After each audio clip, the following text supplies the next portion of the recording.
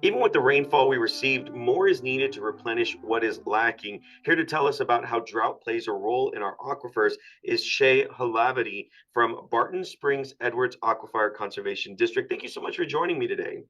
Yeah, happy to be here, Freddie. So, how does drought conditions affect our aquifer? So the drought conditions, here at the district, we've been in some level of continuous drought for 35 months now, so just shy of 3 years. And so the drought conditions have taken a pretty big toll on our aquifers. At the district, we oversee the Edwards and part of the Edwards aquifer and part of the Trinity aquifer. So water levels are very low in both of them, and then we can see that, like I said, in groundwater levels and also in spring flow at places like Barton Springs, and like you see at Jacob's Well, which isn't in our territory, but is connected to the Trinity aquifer and hasn't been swimmable for years.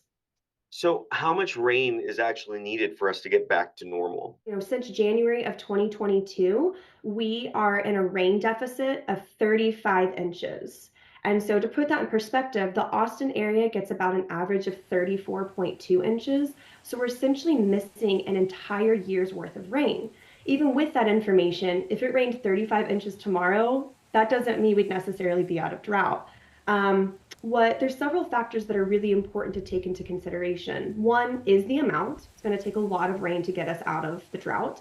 It's also the intensity. A little bit of a softer rain is better than a really hard sudden rain because a lot of that's going to run off and not really soak into our aquifers. Another thing that's important is the time it falls, so how long it takes, and if it's over a few weeks or months. And then also the location. We've seen a lot of rain east of I-35, and that's great, but that's not going to help our aquifers. We really need to see rain for our territory over on the west sides and South Austin. So South Austin, Buda, Kyle, and then also the hill country. That's where we need to see that rainfall. Now, recently, it was announced that the aquifers were in stage three critical drought. What does that mean for us? Yeah, so the district has been in stage three critical drought since October of last year. So for the district, that means that certain organizations and municipalities who have permits with us, they have a reduction of how much water they can use. At minimum, that's 30%. That could be significantly more depending on the permit.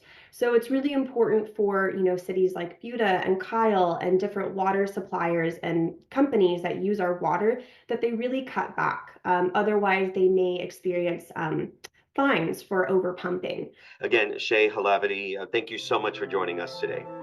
For sure. Thank you, Freddie. I appreciate it.